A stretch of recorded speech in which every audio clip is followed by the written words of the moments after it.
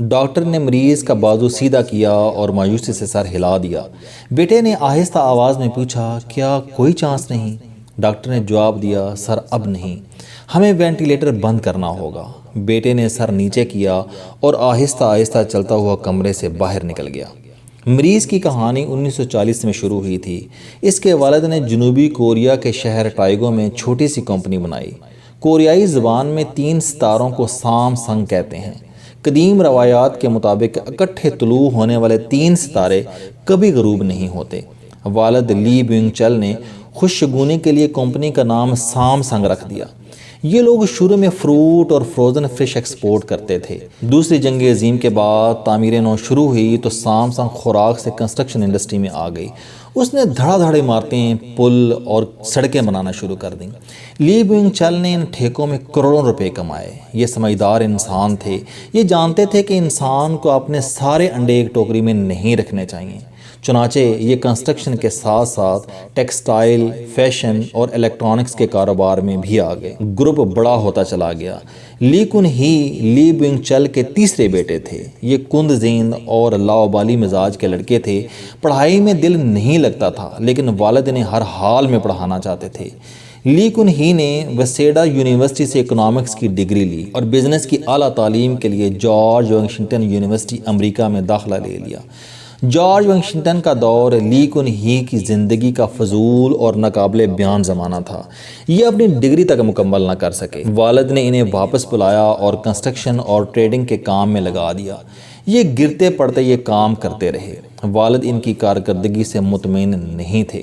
ان کا خیال تھا کہ یہ پوری کمپنی کو ڈبو دیں گے۔ والد 1987 میں انتقال کر گئے اور لی کو مجبوراً کمپنی سنبھالنا پڑ گئی۔ کمپنی اس وقت 34 مختلف شعبوں میں کام کر رہی تھی۔ لی کے لیے اگلے 5 سال بہت مشکل تھے۔ یہ ایک دفتر سے دوسرے اور دوسرے سے تیسرے کی طرف دوڑتے رہتے تھے، یہاں تک کہ 1993 آ گیا۔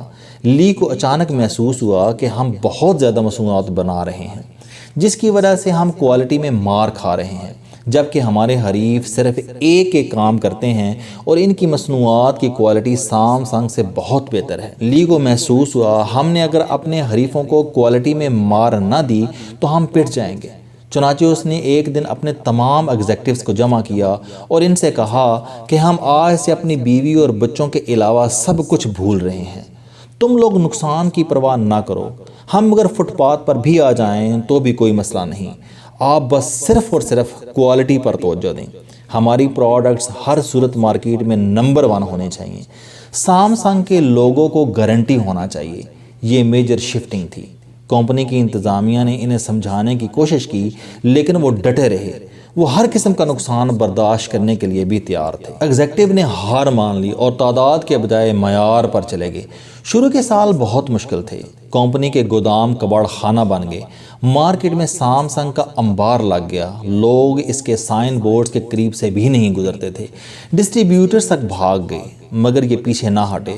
1995 میں ایک طرف کمپنی کا بیڑا غرق ہو گیا اور دوسری طرف لی کن ہی پر جنوبی کوریا کے صدر روہ تائے وو کو $30 ملین رشوت دینے کا الزام لگ گیا۔ یہ تفتیش، انکوائریاں اور عدالتی مقدمات کا سامنا بھی کرنے لگے۔ وہ دور مشکل تھا، مگر اس دور نے انہیں پگھلا کر کندن بنا دیا۔ یہ نکھرتے چلے گئے۔ سام سنگ اس دوران ٹیلی ویژن کی انڈسٹری میں آ گیا اور اس کا ٹیلی ویژن دیکھتے ہی دیکھتے مارکیٹ لیڈر بن گیا، اور یہ چند ماہ میں پیداوار، معیار اور فروخت میں دوسروں کو بہت پیچھے چھوڑ گیا۔ یوں کمپنی 2006 میں اعلیٰ معیار کا گارنٹی کارڈ بن گئی۔ یہ ہر گھر تک پہنچ گئی۔ لی کن ہی نے 1998 میں اسمارٹ فون کا یونٹ بھی لگا لیا۔ یہ یونٹ گلیکسی کہلاتا تھا۔ گلیکسی مارکیٹ میں آیا اور اس نے کشتے کے پشتے لگا دیے۔ یہ بھی دیکھتے ہی دیکھتے عالمی برانڈ بن گیا، جس کے بعد سام سنگ $350 بلین کی کمپنی بن گئی۔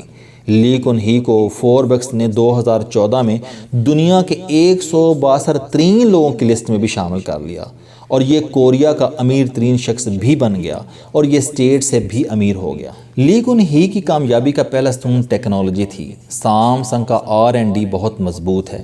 اس نے اہل ترین سافٹ ویئر اور ہارڈ ویئر انجینئر بھرتی کر رکھے ہیں۔ جن کی وجہ سے یہ گروپ پچھلے 10 برسوں سے مارکیٹ کو لیڈ کر رہا ہے۔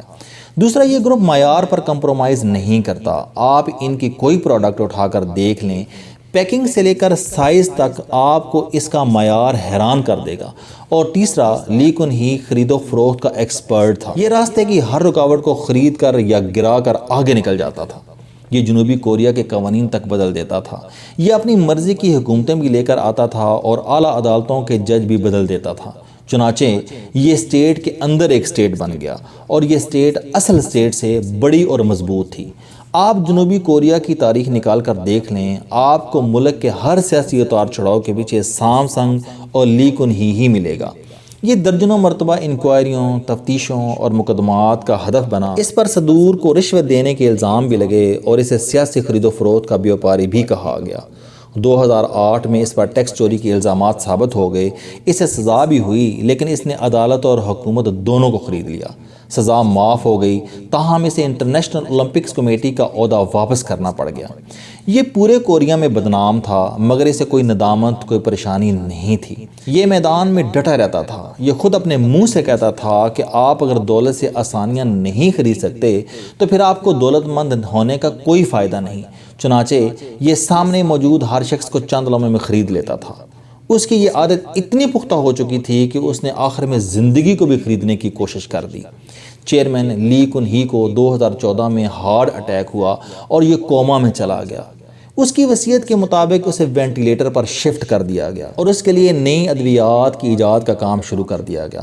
سامسنگ نے درجنوں ریسرچ اداروں کو فنڈنگ کی، بڑے سے بڑے ڈاکٹر کا بندوبست کی اور قیمتی سے قیمتی ترین ادویات بنوائی گئیں، مگر لی کن ہی کومے سے باہر نہ آ سکا۔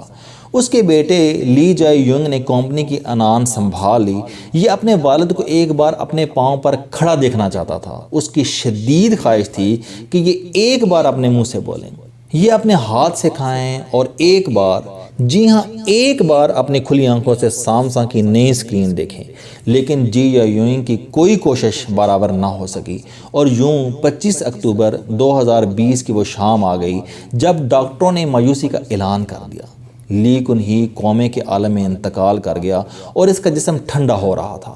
ڈاکٹر نے اس کا بازو سائیڈ پر رکھا اور مایوسی میں سر ہلا دیا۔ سامسنگ کا مالک مر چکا تھا، لیکن مرنے کے باوجود اس کے اکاؤنٹ میں $20 بلین تھے اور یہ $350 بلین کی کمپنی کا مالک تھا۔ مگر $350 بلین کی کمپنی اور $20 ملین کے اکاؤنٹس موت کا مقابلہ نہ کر سکے۔ مسافر 6 سال کی طویل نیند کے بعد اگلے سفر پر روانہ ہو گیا۔